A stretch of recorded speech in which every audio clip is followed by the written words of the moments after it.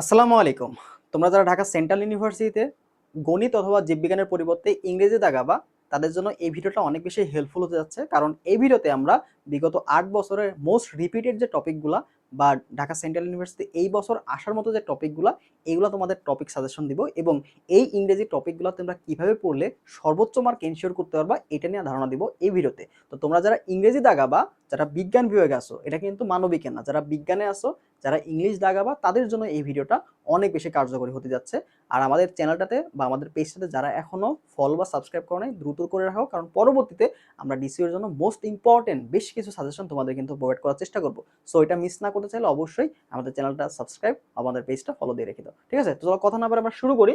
আচ্ছা চলো, আমরা প্রথমেই দেখবো হচ্ছে একদম ইয়ার ওয়াইজ তোমাদের টপিকগুলো কতবার আসছে, রিপিটেড টপিকগুলো সবগুলো দেখতে পারবো। দেখো এখানে আমাদের যে টপিকগুলো দেওয়া আছে, এখানে আমাদের সাল দেওয়া আছে। এখানে কিন্তু আবারও বললাম যে মোস্ট রিপিটেড টপিক, ঠিক আছে? মোস্ট রিপিটেড টপিক বিগত ৮ বছরে যে টপিকগুলো বারবার রিপিট হচ্ছে, তো সেইগুলো কিন্তু আসার সম্ভাবনা অনেক বেশি থাকে, ঠিক আছে? তো আমরা ওই টপিকগুলোই তোমাদের দেখাবো এবং কিভাবে পড়বা এটা তুমি জানবা, ঠিক আছে? তো দেখো ইংলিশে তোমাদের দুইটা পার্ট থাকবে, একটা হচ্ছে তোমার গ্রামার পার্ট এবং একটা হচ্ছে তোমার মেমোরাইজিং পার্ট বা ভোকাবুলারি পার্ট। তো দেখো এই যে এখান থেকে আমাদের হচ্ছে ট্যাগ কোশ্চেন পর্যন্ত, এটা মূলত আমাদের গ্রামার পার্ট, ঠিক আছে? এটা হচ্ছে আমাদের গ্রামার পার্ট এবং বাকি যে অংশটা এটা হচ্ছে আমাদের মূলত মেমোরাইজিং পার্ট, ঠিক আছে? এটা আমাদের মেমোরাইজিং পার্ট। তো আমরা দুইটাই পার্টই দেখি। চলো আমাদের প্রথমে গ্রামার পার্টটা থেকে কি কি প্রশ্ন আসে। তো গ্রামার পার্ট থেকে আমাদের পড়তে হবে, দেখো পার্টস অফ স্পিচ।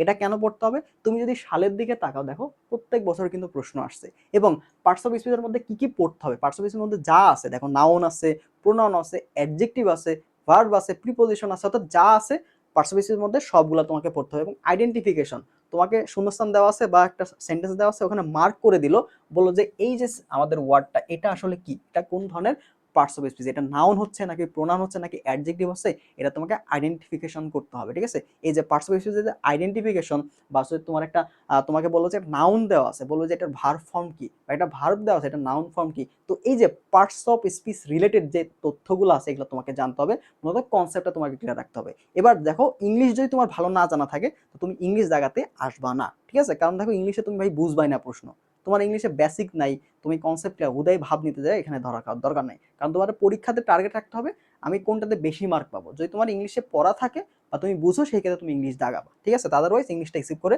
বাংলা দাগানোর চেষ্টা করবা। এবার আসো টেন্স। টেন্স থেকে কিন্তু প্রত্যেক বছর প্রশ্ন আসে এবং টেন্সটা খুবই গুরুত্বপূর্ণ। টেন্স থেকে কেমন প্রশ্ন আসে ভাই? তোমাকে একটা সেন্টেন্স দেওয়া থাকবে এবং ওই সেন্টেন্সটা কোন টেন্স এটা তোমাকে দিতে পারে, অথবা ওই সেন্টেন্সের মধ্যে একটা শূন্যস্থান তোমাকে দেওয়া থাকবে, বলবে যে এই শূন্যস্থানে আসলে কি বসবে, ওই সেন্টেন্সের টেন্স অনুযায়ী ওখানে ভার্বের কি ফর্মটা বসবে, এরকম ভাবে তোমাকে প্রশ্ন দেওয়া থাকবে। তার মানে কি, টেন্সের বেসিক কনসেপ্ট তোমাকে জানতে হবে এবং টেন্স রিলেটেড প্রশ্নগুলো তোমাকে বেশি বেশি প্র্যাকটিস করতে হবে। তো তুমি কি করবা, এই যে প্রশ্নগুলো আছে এগুলো তুমি আগে ডিসিউর যে কোশ্চেন ব্যাংক বা ৭ কলেজের যে কোশ্চেন ব্যাংকটা আছে, এই কোশ্চেন ব্যাংক থেকে তুমি সলভ করবা। কারণ বেশ কিছু প্রশ্ন হুবহু চলে আসে, দেখবা যে ৪-৫টা প্রশ্ন তোমার বিগত বছর থেকে কিন্তু আসছে। তো এই যে ৪-৫টা প্রশ্ন, ২টা ৩টা যাই হোক না কেন, এই যে ২-৩ মার্ক তোমার কোনোভাবে মিস করা যাবে না। কারণ পরীক্ষার হলে তোমার 0.25 মার্ক, এটাও তোমার জন্য অনেক বেশি ইম্পর্টেন্ট।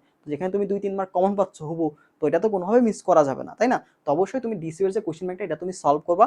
পাশাপাশি তুমি হচ্ছে যে কোনো একটা সহায়ক বই নাও, যে কোনো একটা সহায়ক বই, সেটা মাস্টার হতে পারে বা কম্পিটিটিভ ইংলিশ হতে পারে, ঠিক আছে? তো এখানকার এগুলার যে রুলসগুলো আছে, এগুলার যে রুলসগুলো আছে, রুলসগুলো তুমি বুঝো এবং রুলসের পাশাপাশি কি করো, প্র্যাকটিস করো। তো এইভাবে তুমি যদি আগাইতে পারো, একটা বেস্ট অপরচুনিটি পাবা। এবং প্র্যাকটিসের ক্ষেত্রে তুমি অবশ্যই ভার্সিটিতে আসা যে প্রশ্নগুলো আছে, এগুলো তুমি সলভ করো। ভার্সিটিতে প্রশ্ন যেগুলো আসছে ওইগুলো তুমি প্র্যাকটিস করবা, ঠিক আছে? তাহলে যে কোনো একটা গ্রামার বই যেটা তোমার কাছে আছে, সেটা হতে পারে কম্পিটিটিভ ইংলিশ, অ্যাপেক্স হতে পারে, মাস্টার হইতে পারে, যে কোনো বই, ওই বই থেকে রুলসগুলো দেখবা এবং ওই রুলসের আন্ডারে বিভিন্ন বিশ্ববিদ্যালয়ে যে প্রশ্নগুলো আসছে ওগুলা তুমি সলভ করবা। আর এখানে ডিসিওর যে কোশ্চেন ব্যাংক থেকে ওই টপিকগুলো দেখে নিবা, ব্যাস কমপ্লিট, ঠিক আছে? এরপর আসো সাবজেক্ট ভার্ব এগ্রিমেন্ট, এটাও কিন্তু গুরুত্বপূর্ণ। আচ্ছা তার আগে আমাদের রাইট ফ্রম ভার্বটা মিস গেছে।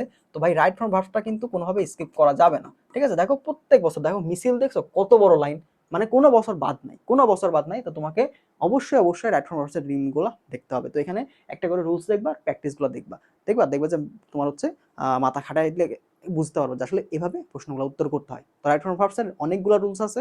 তো তুমি চেষ্টা করবা ডিসিও এর কোশ্চেন ব্যাংকটা আগে দেখার, ওখানকার যে প্রশ্নগুলো আছে ওগুলো আগে সলভ করার, দেন তুমি ওই টাইপের প্রশ্নগুলো তোমার যে বইটা আছে ওই বই থেকে তুমি প্র্যাকটিস করবা, ঠিক আছে।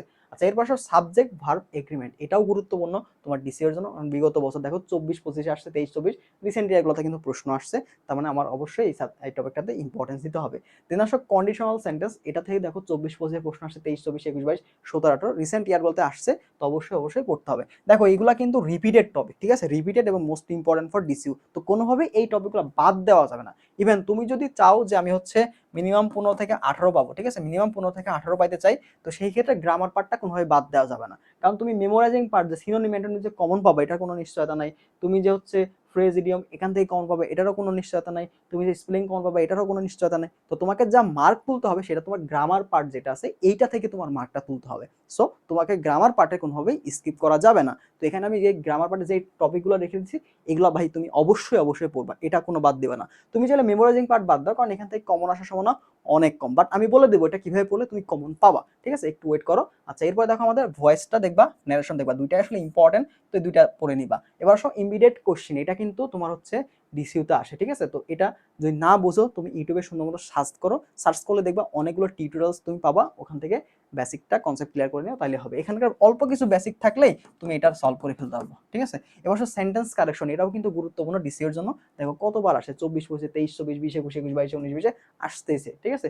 ট্যাগ কোশ্চেনটা তুমি দেখবা, কারণ এটা 24-25 আসছে, তো 24-25 যেগুলো আসছে ওগুলো আমাদের জন্য কিন্তু গুরুত্বপূর্ণ, ঠিক আছে। 24-25 যে টপিকগুলো এইগুলা কিন্তু এই বছরের জন্য অনেক বেশি ইম্পর্টেন্ট, তো অবশ্যই 24-25 আসা টপিকগুলো কোনোভাবেই বাদ দিবা না। তো এইগুলা গেল আমাদের গ্রামার পার্টটা। তো গ্রামার পার্টের এই যে রিপিটেড যে টপিকগুলো বা ইম্পর্টেন্ট টপিকগুলো এগুলো ভাই বাদ দিও না, ঠিক আছে। আবারও বললাম, কারণ তোমার মেমোরাইজিং পার্টে কমন আসার সম্ভাবনা অনেক কম, বাট তুমি যদি গ্রামার পার্টের রুলসগুলো জানো, প্র্যাকটিস তোমার করা থাকে, তুমি কিন্তু একটা প্রশ্ন অ্যান্সার করে আসতে পারবা, ঠিক আছে। আচ্ছা, তো ডিসিওর কোশ্চেন ব্যাংক সলভ করবা, আর যে বইটা তোমার কাছে আছে ওই বইয়ের প্রশ্নগুলো দেখবা, আর এক্সাম দেওয়ার চেষ্টা করো, ঠিক আছে। আমাদের যে ডিসিওর এক্সাম ব্যাচটা আছে এখানে কিন্তু আমরা সায়েন্সের যে সাবজেক্টগুলো আছে, 4টা subject, physics, chemistry, math, biology, এটা বাদ দাও, তোমাদের কিন্তু বাংলা ইংরেজি এক্সামগুলো থাকতেছে, ঠিক আছে। তো তুমি এখানে তো এক্সামগুলো পাচ্ছই, এক্সামগুলোর পাশাপাশি তুমি অন্যান্য যে সাবজেক্টগুলো সেইগুলোরও কিন্তু ভালো একটা প্রিপারেশন নিয়ে নিতে পারতেছো। তো শেষ মুহূর্তে এসে এক্সাম দেওয়ার কোনো বিকল্প নাই। তো যারা ডিসিওর এক্সাম ব্যাচে ভর্তি হতে চাও বা এখনো কোথাও হও নাই, দ্রুত ভর্তি হয়ে যাইতে পারো। তো আমাদের এখানে তুমি চাইলে ভর্তি হতে পারো, আমাদের হোয়াটসঅ্যাপে আমরা যোগাযোগ করলেই হয়ে যাবে। আমি ডিটেলসটা একটু পরে বলবো। এবার আমাদের মেমোরাইজিং পার্টের মধ্যে সিনোনিম অ্যান্টোনিম তো মাস্ট আসবে। দেখো কোনো বছর বাদ আছে, মিছিল দেখছো কত বড় মিছিল। আচ্ছা, এটা কোনোভাবে বাদ দেওয়া যায় না, মানে প্রত্যেক বছরই আসে। এখন কি করবা, তো প্রথম কাজ হচ্ছে আমাদের ডিসিউর যে আসা প্রশ্নগুলো এগুলো আমরা সলভ করব, এবং আমাদের বিভিন্ন ভার্সিটিতে আসা যে প্রশ্নগুলো এগুলো আমরা সলভ করবো। যদি কমন আসে আসলো, না হলে মাথা ঘামানোর দরকার নেই, কারণ এখানে অনেক সিনোনিম অ্যান্টোনিম, কোনটা আসবে ভাই তুমি পারবা, পসিবল না। তুমি জাস্ট কি করবা, ডিসিওর কোশ্চেনটা সলভ করবা, আর ভার্সিটিতে আসা যে প্রশ্ন, তোমার কাছে যে বইটা আছে না, মাস্টার বই, দেখবা বিভিন্ন ভার্সিটিতে আসা প্রশ্নগুলো, বিভিন্ন জবে আসা প্রশ্নগুলো আলাদা করে দেওয়া আছে। তো আগে ভার্সিটিতে আসা প্রশ্নগুলো দেখো, তারপরে বাকিটা করবা, ঠিক আছে। সেম ভাবে এইগুলো অ্যাপ্রোপ্রিয়েট প্রিপারেশন, এটাও তুমি কি করবা, ডিসিউ এর প্রশ্ন এবং ভার্সিটি প্রশ্ন সলভ করবা।